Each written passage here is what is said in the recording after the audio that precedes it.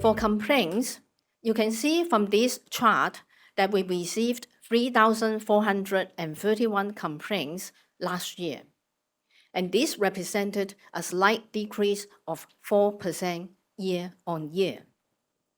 And if you take a look at the red part, which represents doxing-related complaints, actually, the figure dropped from 630 in 2022 to 355 in 2024. And this represents a significant drop of over 40% in the number of doxing-related complaints.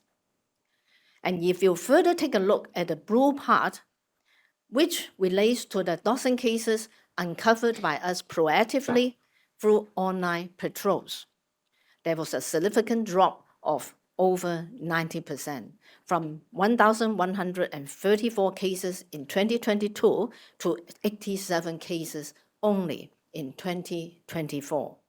For inquiries, we received a total of 18,125 public inquiries last year, and this represented a 14% increase when compared to the figure in 2023. On average, we received over 1,500 public inquiries per month, and on average, this represents an amount of about 50 inquiries per day. As regards the categories of inquiries, about 27% of the total number of inquiries relates to the collection and use of personal data. For example, the collection and use of Hong Kong ID card numbers and all copies. The rest of the inquiries relates to complaint handling policy of my office, the handling of personal data in employment cases, access to and correction of personal data, and the installation and use of CCTV. In 2024, we received 1,155 inquiries relating to suspected personal data frauds, and this represented a 40% increase when compared to 793 cases in 2023. To better assist members of the public to handle all these suspected fraud cases, we have already launched a personal data fraud prevention hotline, 3423 6611. For compliance checks and data breach incidents, for last year, we initiated 400 compliance checks, and we received 203 data breach notifications, which represented an almost 30% when we compared the figure to that of 157 cases in 2023. Of the total number of cases, 61 cases involved hacking, accounting for about 30% of the total.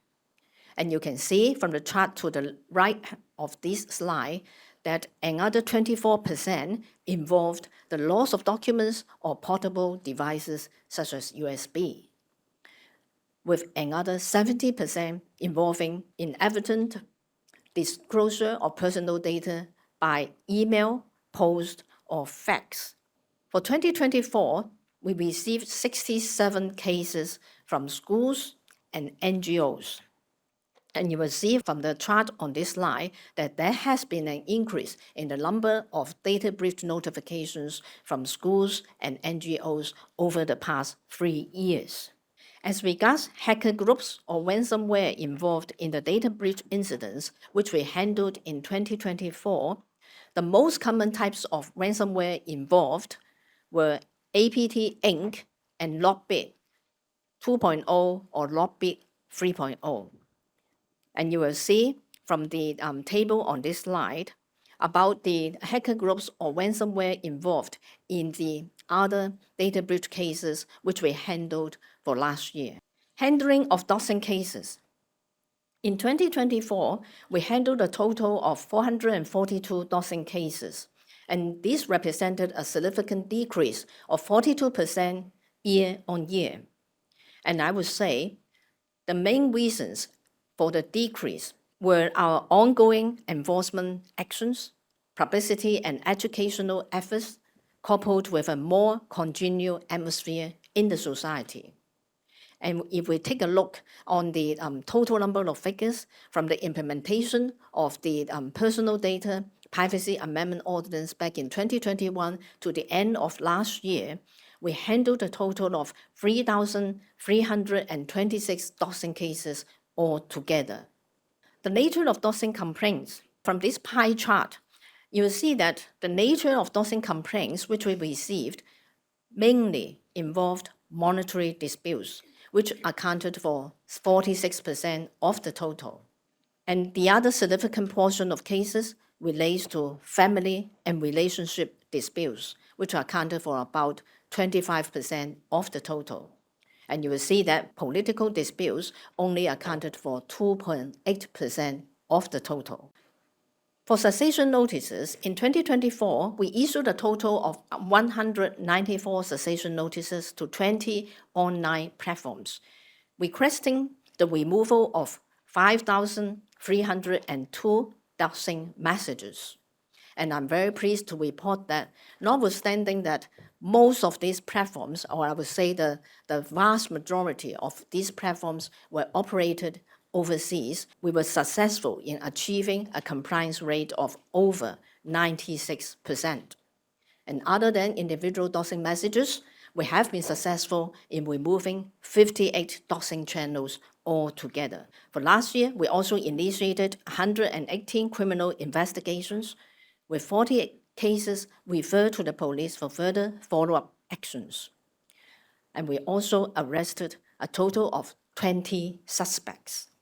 In summary, I would say that our work over the past 3 years since the amendment of the Privacy Ordinance to combat doxing has not affected the freedom of speech of members of the public, nor has it affected the lawful operation of online platforms in Hong Kong.